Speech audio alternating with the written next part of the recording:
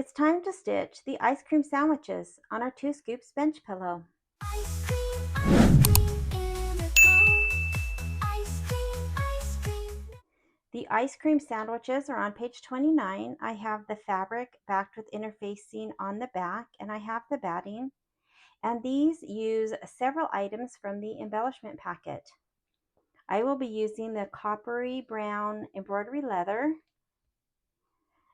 2 pieces of felt, a light green and a gingerbread color, and then 2 pieces of the heat transfer glitter vinyl.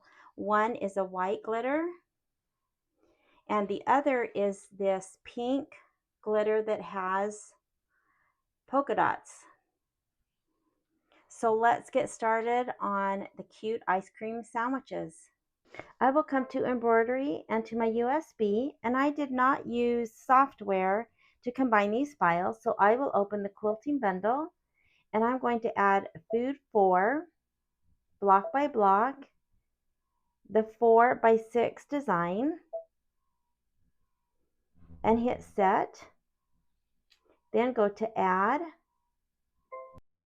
back to my USB, and to the embroidery files folder, and choose the ice cream sandwiches, and hit set, and then embroidery. And I'll choose the minus plus needle. I have my 5x7 hoop selected, and I have just a scrap piece of muslin that fits my hoop ready to go. So I'm going to stitch out the placement for the batting, and then I'm going to place my batting and the fabric.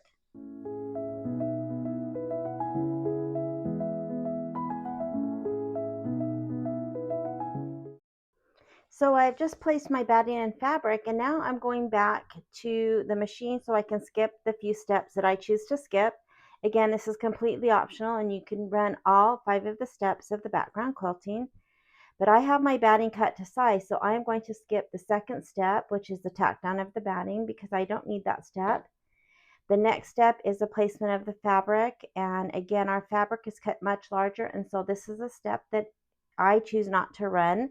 So I will go ahead and put the down arrow, and that puts me to the 4th step, which is the tack down of the fabric, and then I'll run the quilting.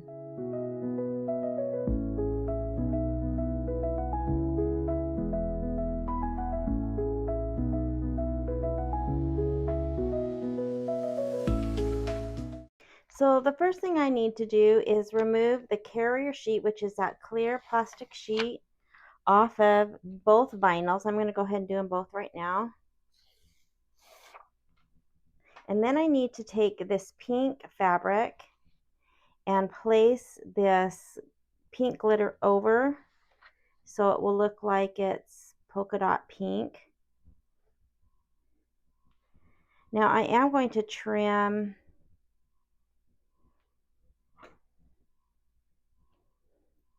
because I don't want to press that, and I'm not going to try to save any of this.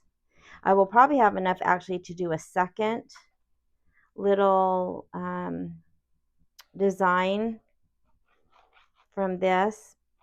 So once I have that placed with the glitter up and the fabric right side up, I'm going to place a pressing cloth. You could use a Teflon sheet. I happen to have a pressing cloth right here. And now I'm just going to press it for about 10 or 15 seconds.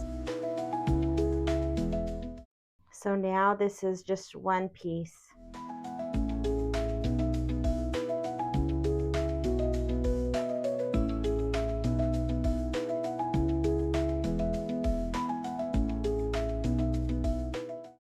This is raw edge applique on the bottom 3, or kind of this U-shaped.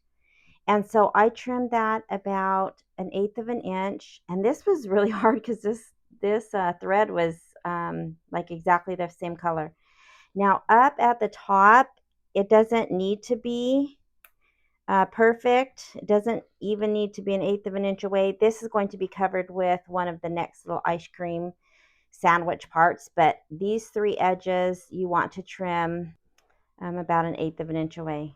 All right, we're going to start the placement line for the middle ice cream sandwich. And so looking at the directions, all three of the ice cream sandwich parts say to trim as desired. The middle one will be felt, and then the top ice cream sandwich center will be our white glitter. And so we do want to trim those because they will have the raw edge showing, I think mostly on the sides. There will be, some other things over part of it. So all three of the ice cream sandwiches will be the raw edge applique. We did one with this glitter. We have the felt and then the white glitter. And so those steps will all be the same. So let's do the rest of the ice cream.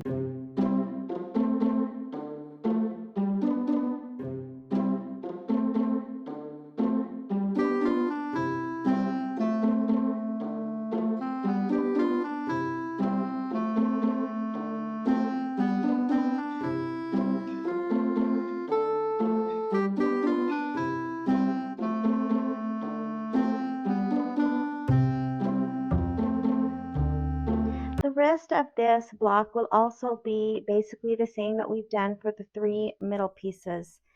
We will be doing the placement lines for the cookie or the sandwich part. These will be trimmed as a raw edge applique.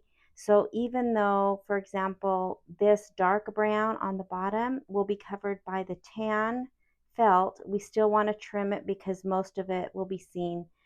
And then we will do the light brown felt that will be trimmed as raw edge applique, as well as the top sandwich. So it's the same steps that we've done for the cookies. We're just doing the little sandwiches.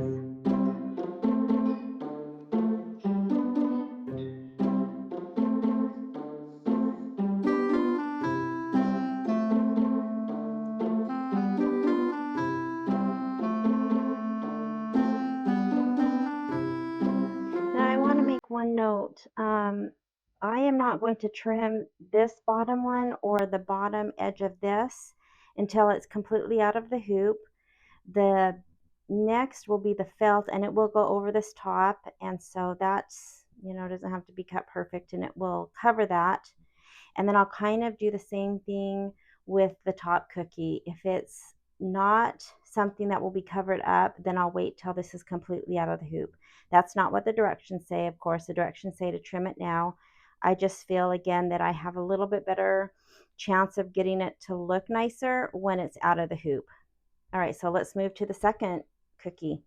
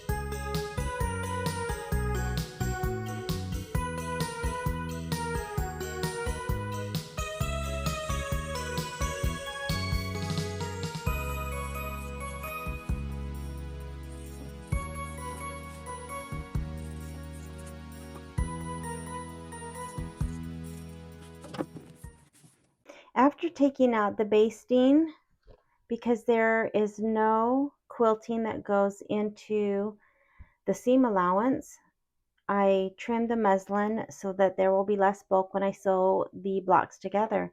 So now I will use my 4.5 by 6.5 pop ruler, and I will just center the batting so that there's equal space around the ruler. I don't measure, and I don't cut perfect, but I just do my best to have an equal amount. And then I'll trim it up and this block will be done.